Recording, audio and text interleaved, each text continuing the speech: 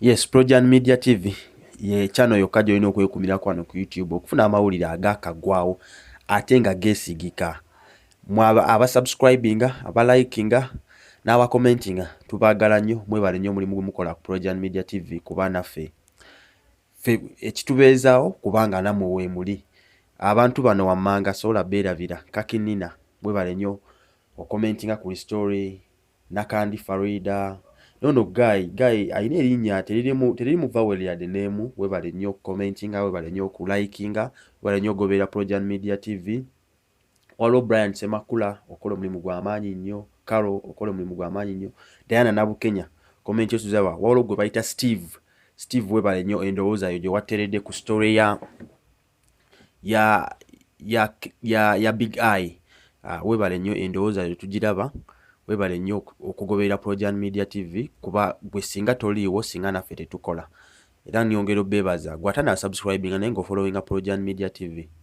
Subscribinga tusobole okutambuza ekintu. Nabagambye by the end of January tulina okuba nga tuweza 30k subscribers wano ku Projan Media TV, era nga ekkubo lye tukutte lyeryo tunaawe teruweza 30k subscribers wabulayo batono nnyo okuba nga tuweza 30k subscribers wano ku Projan Media TV.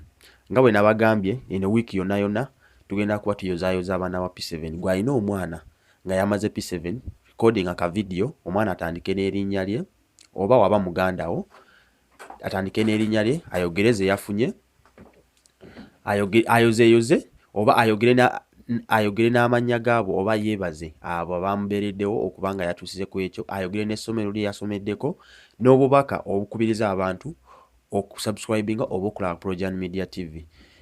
Nakikola ekyo tugenda kuba tusanyukira nze naggamba wano Projan Media TV twagaliza buli omu, buli atuuka ku kirungi tusobola okutufuba nnyo okulaba nga tukola ki tusanyuka naye.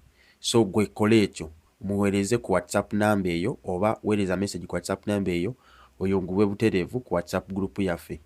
Nja kuba tukuteekamu butereevu obeere nga ensonga tuzitambuliza wamu ffenna. Team Oman, Team Saudi Arabia, Team USA, Team Makerere, Team Kasokoso, Team Chikoni, mwebale nnyo okwekumya Projan Media TV. Team Saudi Arabia sobola beerabira ate ye waliwo President Helen webale nnyo okwekumya Projan Media TV. Awo olunaku olwaleero nga bweri enkola yaffe okusanyuka na buli omu. Olunaku olwaleero tuyozaayoza Dr Hamza Sebunya eyasobodde okutikkirwa degree mu medicine wali Makerere University. Yabadde yasomeyo koosi ya myaka 5 gye yatikiddwa okulaba nga omusomo gye yagimaze bulungi, naye mu speech ye ku mukolo gwabadde gw'amaanyi nnyo gwabadde wali ku Mistil mu holo ezimu wali ku Mistil Hotel Ensambya. Yo Mistil Hotel abasinga mugitegeera ze zimu ku hotels ennene wano wakati mu ggwanga Uganda. Gwe yava mu Uganda kate nazimbibwa.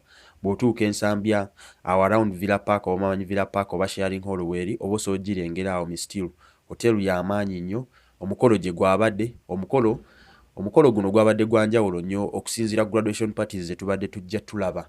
Omukolo gwabadde gwa njawulo nnyo, bw'olaba wali nga bw'olaba ebifaananyi awo, okutimba kwabadde kw'amaanyi nnyo, decorations zabadde z'amaanyi nnyo, oyinza oba wedding, ng'oyinza oza wedding, decorations zabadde z'amaanyi, amataala, wabaddeyo live feed, kamera ze baakozesa zabaddeyo live feed wali ku screen. Naye ate nga teyabaddebuko bantu bangi nnyo, obula yasinze kujjula bagagga. Dr Hamza Sebunya friends circle ye y'abagagga okwogera amazima, kuba bw'otunuulira abagagga ndooza ennamba eyasize okubeera abangi nnyo babadde bagagga.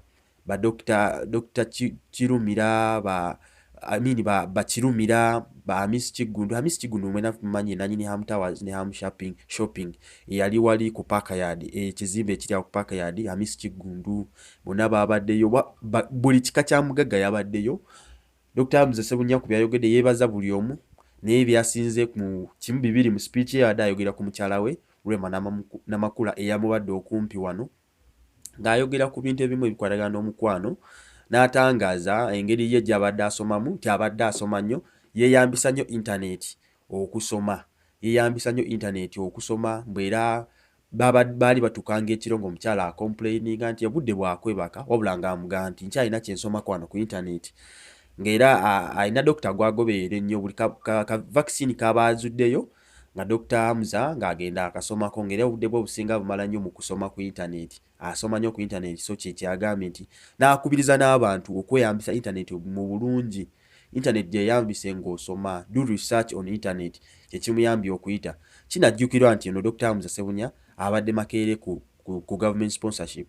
Okufuna government sponsorship si kintu kyangu, oteekwa kuba nga obwongo oli kasazo. So Dr Hamza Ssebunya gwe mulabaawo musajja kasazo.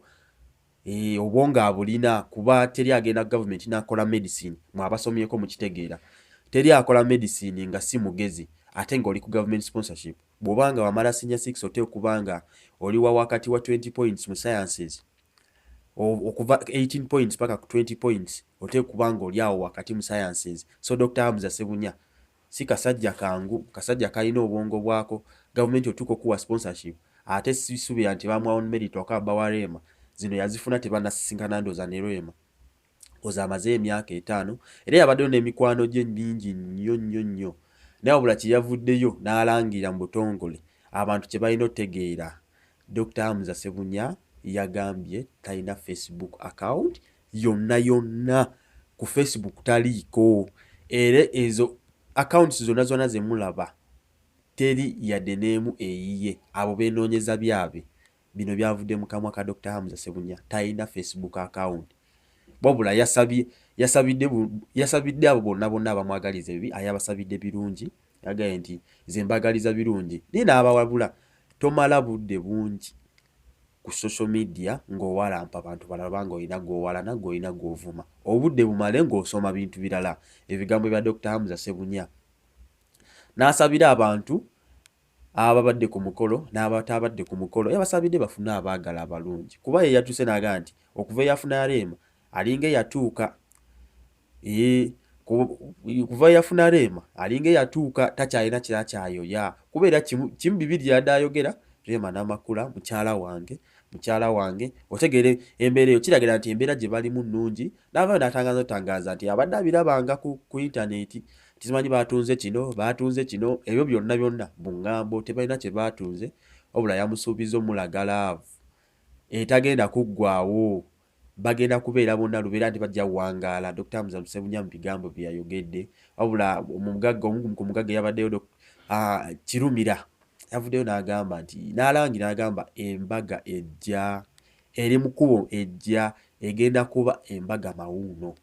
Abategeera embaga mawuuno mugitegeera, embaga nga ya ttabbu.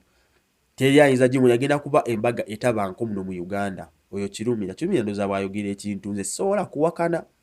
Omusajja alina ssente. Kirumira alina ssente. Yalangiridde embaga egenda baayo ate bw'ayogera ne anaagaana yagenda ogikolayo kennyini. So ffe wano Project Media TV tugenda kuba tukutuusaako embaga yonna gye banaakola, tugenda kuba tugikutuusaako wano Project Media TV. Ne ky'olina okujjukira, olina omwana yamaze P7, olina muganda wo, mu recording ka video katuweereze wano tusobole okubanga tusanyukira wamu naye. Tusanyukira wamu naye tusobole okubanga ekintu kitambula.